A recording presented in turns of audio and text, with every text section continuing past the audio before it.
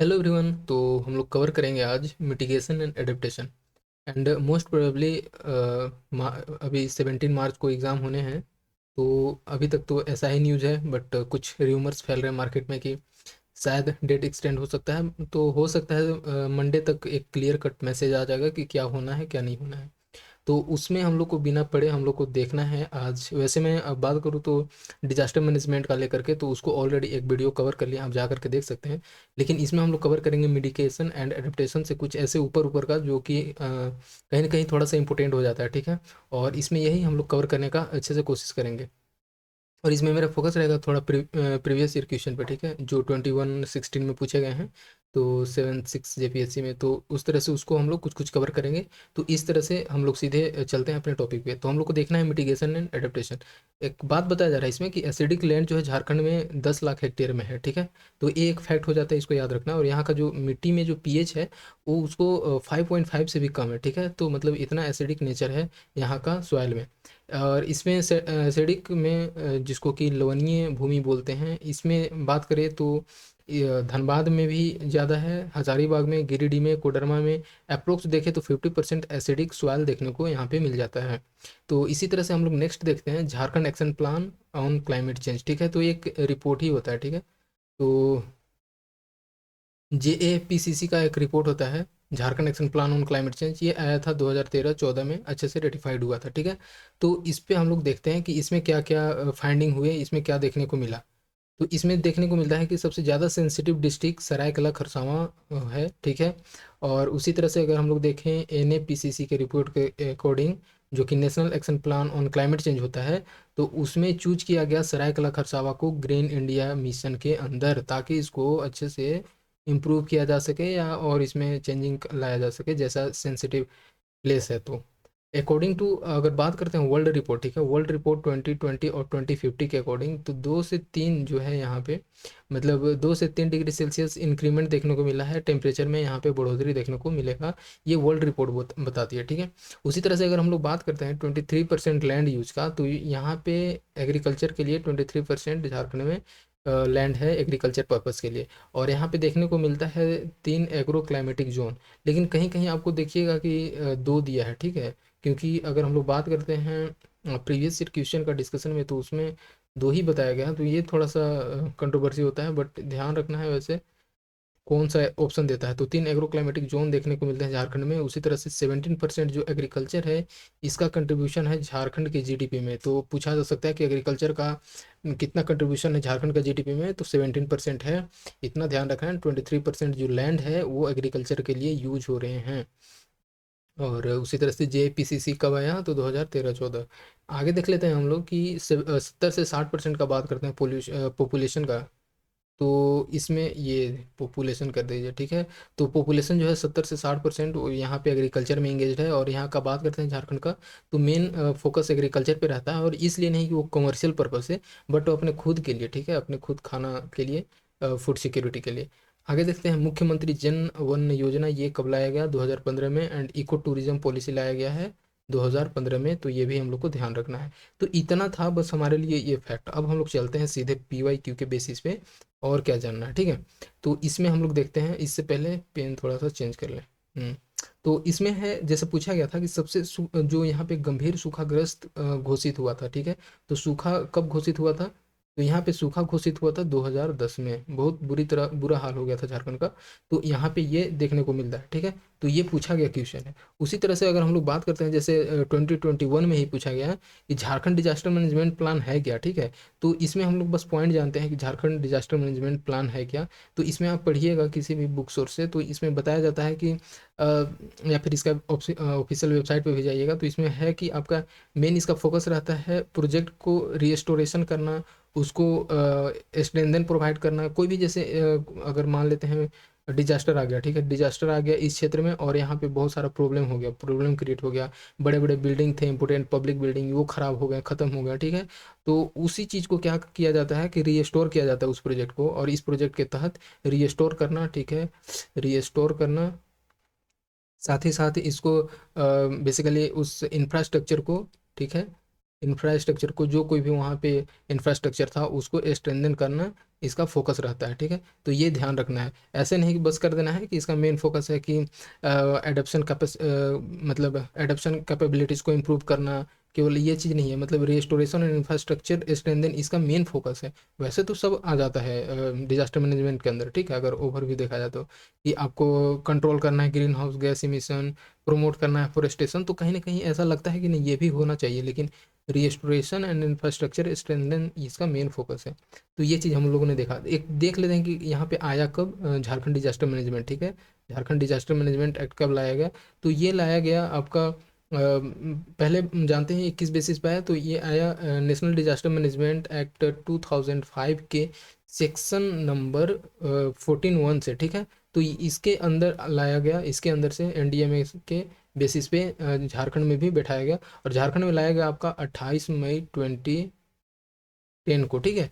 तो 2010 को, 28 मई 2010 को यहाँ पे लाया गया। तो इतना हम लोगों ने इसका समझा, ज़्यादा इसमें कुछ खास नहीं हो जाता है, बस एक थोड़ा सा आपको कॉमन व्यू, कॉमन इसमें नॉलेज रखना चाहिए कि क्या हो सकता है, बाकी तो फैक्ट है ही। तो इस बेसिस पे आगे देख लेते हैं कि जेएसडीएमए का गठन तो हम लोग देख लिए कि 2010 में किया गया। फिर ऐसे भी पूछा जाता है कि अगर जेएसडीएमए है वो मुख्यमंत्री किसके अंदर कर सकता है, तो यही जो है 14(1) है, अगर बात करते हैं एनडीएमए का, तो उसके अंदर जो प्रावधान दिया गया है, प्रोविजंस है, उसके अंदर ये झारखंड डिजास्टर मैनेजमेंट एक्ट को इस्टेब्लिश किया जा सकता है। तो इतना हम लोगों ने समझा इसमें। आगे चलते हैं। तो अब इसी तरह से एक और क्वेश्चन पूछा गया था, ये पूछा गया था 2021 में, ठीक है। इसमें पूछा गया था कि बात करते हैं अगर हम लोग आईपीसीसी का रिपोर्ट का, ठीक है। तो आईपीसीसी की रिपोर्ट के अकॉर्डिंग जो इंटरनेशनल लेवल पे है क्लाइमेट के लिए रिपोर्ट जारी करती है, इस आईपीसीसी SRES, ठीक है, इसके अकॉर्डिंग झारखंड का कंडीशन क्या है। तो इसके अकॉर्डिंग झारखंड का कंडीशन ये बताया गया है कि यहाँ पे देखने को मिलता है गर्मी के दिन में, ठीक है, और इसमें कंपैरिजन किया गया बेसिकली गर्मी और साथ ही साथ मानसून के सीजन में, ठीक है। तो गर्मी के तो इसमें देखा गया कि जो गर्म जो सिचुएशन रहता है विंटर में, वो बहुत ज़्यादा हो जाता है, ठीक है। और ये मानसून आने से पहले, तो जो पोस्ट मानसून होता है, पोस्ट मानसून, मानसून आने से पहले यहाँ पे विंटर का जो टेम्परेचर रहता है, ठीक है, विंटर का टेम्परेचर ये ज़्यादा वार्म हो जाता है, ठीक है, ज़्यादा वार्म हो जाता है, यहाँ पे देखने को मिलता है। तो बस एक सिचुएशन क्रिएट किया गया था, अलग अलग सिचुएशन की, मानसून से पहले, मानसून के बाद, इस तरह से थोड़ा सा मोल्ड किया गया था। लेकिन इसका जो एक्यूरेट हो जाता है, इसका आंसर ये हो जाता है कि पोस्ट मानसून से पहले जब विंटर रहता है, ठीक है, तो उस समय जो गर्मी देखने को मिलता है, बहुत ज़्यादा गर्मी देखने को मिलता है। वैसे भी समुद्र से ज़्यादा दूर नहीं है अगर बात करें हम लोग झारखंड का, तो इस कारण से उड़ीसा हो गया, बॉर्डर लगा हुआ, वेस्ट बंगाल हो गया, तो इस कारण से यहाँ पे थोड़ा सा मानसून आने से पहले ऐसे ऐसे क्रिएट होते हैं सिचुएशंस, ठीक है। उसी तरह से एक 2016 का क्वेश्चन था, ठीक है। तो इसमें पूछा गया कि जो अगर यहाँ का झारखंड का क्लाइमेट का बात करते हैं, झारखंड का क्लाइमेट चेंज में, तो ये किस योजना में प्रकाशित किया गया था, ठीक है। तो ये लाया गया था आपका बेसिकली 2014 में, ठीक है। तो इसका जो योजना था वो किस वर्ष लाया गया था, क्लाइमेट चेंज के लिए, क्लाइमेट चेंज के लिए अगर हम लोग झारखंड में बात करें, तो ये योजना तैयार किया गया था, योजना लाया गया था, ये लाया गया था 2014 में, सीधे सीधे पूछा गया। तो इस कारण से ये पूछा गया था आपका 2016 में, तो ये हो जाता है। तो इस तरह से ऐसे क्वेश्चन कुछ कुछ पूछे जाते हैं, कुछ आप कॉमन सेंस से भी दे सकते हैं, कुछ में फैक्ट भी याद रखने पड़ते हैं, तो इतना होता है। एक और पूछा गया था, जैसे कि पूछा गया था कि झारखंड जो है जलवायु परिवर्तन के अगर मामले में बात करते हैं 2014 के अकॉर्डिंग, जो ये रिपोर्ट आया था ना अभी हम लोग ने देखा, ठीक है, इसी पे एक और तुरंत क्वेश्चन पूछ लिया गया, मतलब समझिए कितना इंपॉर्टेंस रहता है। तो सबसे ज़्यादा सेंसिटिव कौन है, ठीक है, तो अभी हम लोगों ने देखा सबसे ऊपर ही देखा था कि सबसे ज़्यादा सेंसिटिव कौन है, तो सरायकेला खरसावां हो जाता है। तो इस तरह से ऐसे घुमाए जाते हैं। तो मुझे लगता है कि देखिए इतना ही चीज़ हम लोगों ने पढ़ा, और यहीं से हम लोगों को इतना क्वेश्चन देखने को मिल रहा है, मतलब अच्छा लग रहा है, ठीक है। आगे देखते हैं कि और क्या हो सकता है, कुछ फैक्ट। तो बेसिकली इसमें यही सब देखा जाता है, आपको पूछा जा सकता है कि कौन सा सेक्शन से लाया गया, कौन सा सेक्शन इसमें इन्वॉल्व है, तो इस तरह से। एक और हम लोग देख लेते हैं NAPCC, ठीक है, NAPCC ये भी पूछा गया है कब, तो 2021 में। मैं यहाँ पे जितना भी कवर कर रहा हूँ प्रीवियस ईयर के अकॉर्डिंग कर रहा हूँ, क्योंकि यहाँ पे ध्यान रखना जरूरी है, नहीं तो अभी टाइम इतना ज़्यादा नहीं कि आप अंदर डीप जा करके पढ़ो, ठीक है। तो इसमें बताया गया कि जो वैसे NAPCC के तहत निम्न कौन सा ऐसा जिला है, ठीक है, जहाँ पे जिनको कि ग्रीन इंडिया मिशन के अंदर रखा गया है। देखिए ये भी मैं आपको यहाँ पे बता दिया था, ठीक है। तो कौन है, तो जो ज़्यादा सेंसिटिव है, इसी से बताइए कितना क्वेश्चन बन रहा है। तो सरायकेला खरसावां को सेंसिटिव, मोस्ट सेंसिटिव एनएपीसीसी के रिपोर्ट के अकॉर्डिंग इसमें रखा गया है, ठीक है। तो चलिए इतना हम लोगों को हो गया, और इसमें और कुछ ज़्यादा खास नहीं जानना है, इसी को बार बार रिवाइज करेंगे तो हो जाना चाहिए, ठीक है। एंड इसमें ज़्यादा कुछ खास नहीं है। अगर हम लोग कुछ एक एक नज़र देख लेते हैं झारखंड के जो जितने भी जैसे इंपॉर्टेंट क्वेश्चन पूछे गए कि झारखंड में कौन कौन से क्लाइमेट या फिर मतलब यहाँ पे कौन कौन सा वाइल्ड लाइफ सेंचुरी है, ठीक है। वहाँ यहाँ से कुछ कुछ क्वेश्चन पूछे जाते हैं, या फिर पूछा जाता है कि कौन सा जो नेशनल पार्क है उसका एरिया ज़्यादा है कम है, उसका डेवलपमेंट कब किया गया नेशनल पार्क का, ठीक है।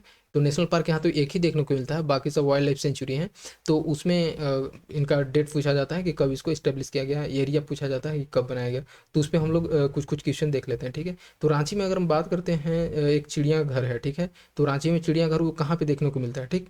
तो ये आपको देखने को मिलता है भगवान बिरसा, ठीक है, नाम है भगवान बिरसा प्राणी उद्यान, ठीक है। ये आपको ओरमांझी में देखने को मिलेगा, भगवान बिरसा उद्यान, ठीक है। तो ये चीज़ हम लोग को ध्यान रखना है, ये ऐसी क्वेश्चन पूछा जाता है, और कुछ अभी न्यूज़ में रहा है तो इस तरह से बनाया जाता है।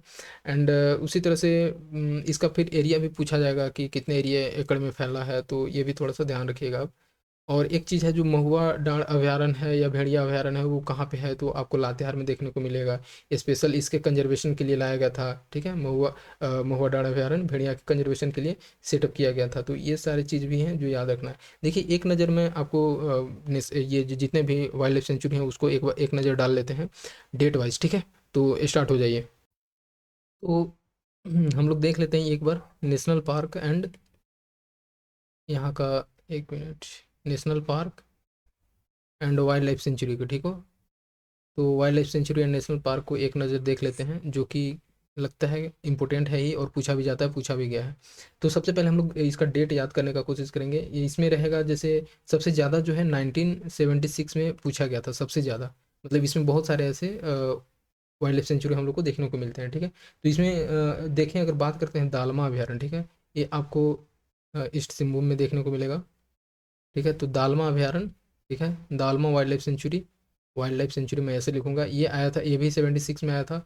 उसी तरह से आया था महुआ डांड़, जो अभी हम लोग देख रहे थे, ठीक है। महुआ डांड़ ये लातेहार में देखने को मिलेगा, ये भी आया था। और उसी तरह से एक और है अभी, मतलब एक तरह से चार पांच यहाँ पे देखने को मिलते हैं, हजारीबाग अभयारण्य, ठीक है। तो ये भी आया था इसी बीच में, हजारीबाग वाइल्ड लाइफ सेंचुरी। फिर इसी तरह से याद रखिएगा पलामू, पलामू, ठीक है। गौतम बुद्ध अभयारण्य, ठीक है, गौतम बुद्ध, गौतम बुद्ध। ये कहाँ पे देखने को मिलता है गौतम बुद्ध, ये देखने को मिलेगा कोडरमा में, ठीक है। तो ये आपको ध्यान रखना है। तो ये सब आए थे 1976 में। एक 1978 में आया था, 1978 में ये आया था तोप चांची, ठीक है, तोप चांची वाइल्ड लाइफ सेंचुरी। ये कहाँ पे देखने को मिलता है, ये आप लोग को देखने को मिलेगा धनबाद में। मोस्ट ऑफ द आप लोग को पता होगा, एज अ रिवीजन आप इसको देख सकते हैं इस वीडियो को, ठीक है। बहुत ही कम समय में आप इतना अगर फैक्ट कवर कर रहे हैं तो ये काफ़ी है। फिर उसी तरह से लावा लोंग अभयारण्य का बात करते हैं, लावा लोंग। तो लावा लोंग अभयारण्य ये आप आया था, ये भी 1978 में आया था, दो ठे हो गया, तोप चाची और लावा लोंग अभयारण्य 1978 में। और ये भी, ये कहाँ पे देखने को मिलेगा, ये चतरा में देखने को मिलेगा, ठीक है। तो चतरा में देखने को मिलता है लावा लोंग, और ये आया था ये भी 1978 में। अब हम लोग देख लेते हैं 81 में एक था, ठीक है, पारसनाथ अभयारण्य, नाम से ही पता चल रहा है कहाँ पे देखने को मिलेगा, तो ये गिरिडीह में देखने को मिलेगा। पारसनाथ वाइल्ड लाइफ सेंचुरी, ये कब आया था, तो 1981 में, ठीक है। तो सबसे ज़्यादा 76 दो उठाया था 78 में लावा लोंग एंड तोपचाची, एंड एक आया था 1981 में पारसनाथ वाइल्ड लाइफ सेंचुरी। उसी तरह से एक और है जो 85 में आया था, जिसको कि हम लोग बोलते हैं, नाम सही है कोडरमा, ठीक है, कोडरमा वाइल्ड लाइफ सेंचुरी। तो ये कहाँ रहेगा, कोडरमा में ही रहेगा, और ये आया था 1985 में।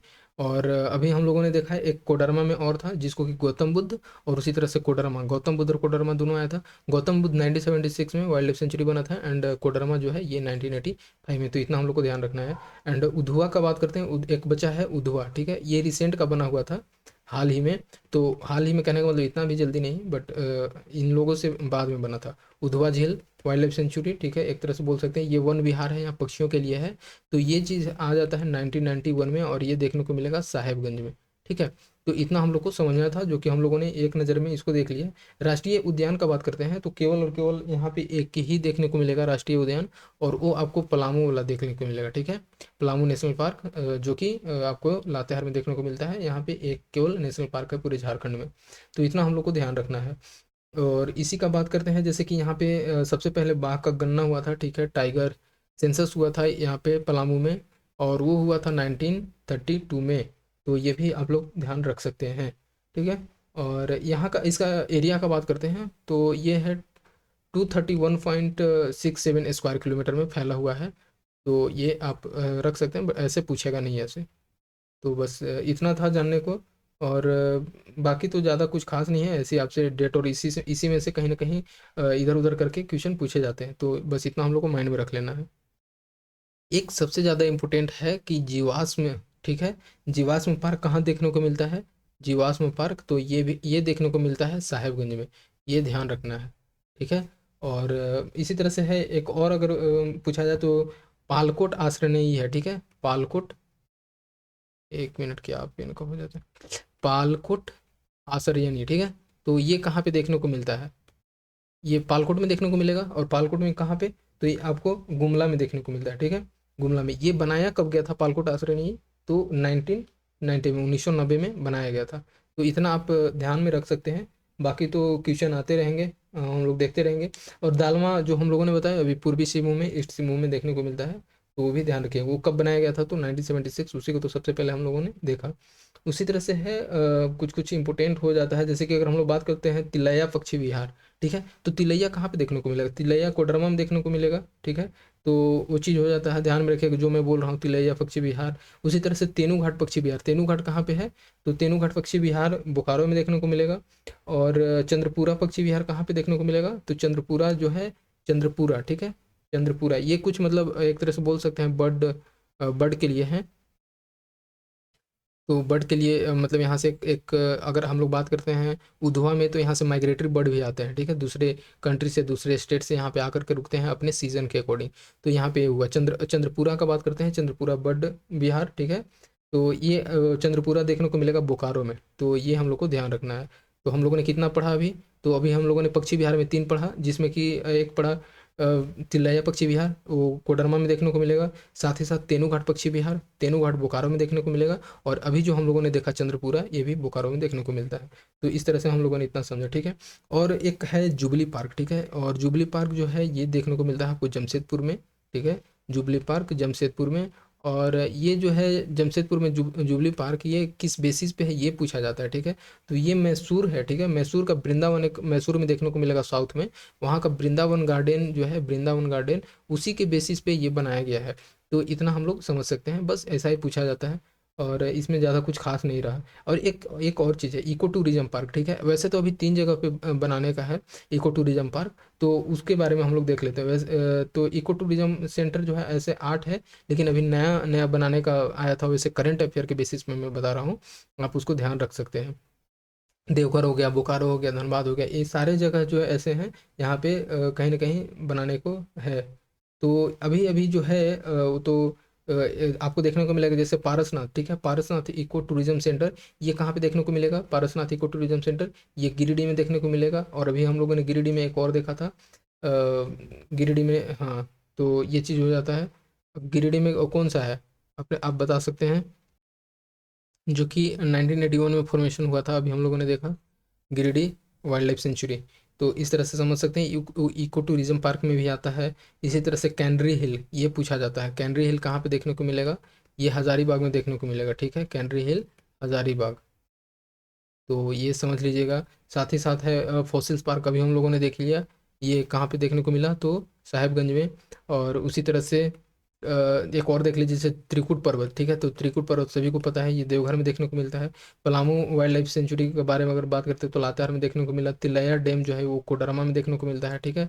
और उसी तरह से अगर बात करते हैं नेतरहाट, ठीक है। तो नेतरहाट भी कहाँ पे देखने को मिलता है? तो ये भी लातेहार में देखने को मिलता है।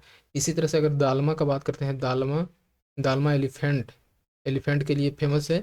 तो दालमा वाइल्ड लाइफ सेंचुरी ये कहाँ पे देखने को मिलता है? तो ये जमशेदपुर के ईस्ट सिंहभूम वाले क्षेत्र में देखने को मिलता है।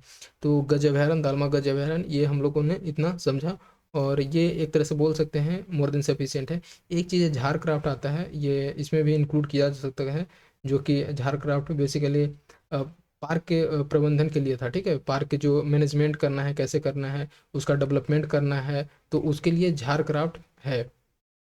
तो इसका पूछा जाता है कि इसका कब हुआ था इस्टेब्लिशमेंट, तो आप 2006 ध्यान रखिएगा।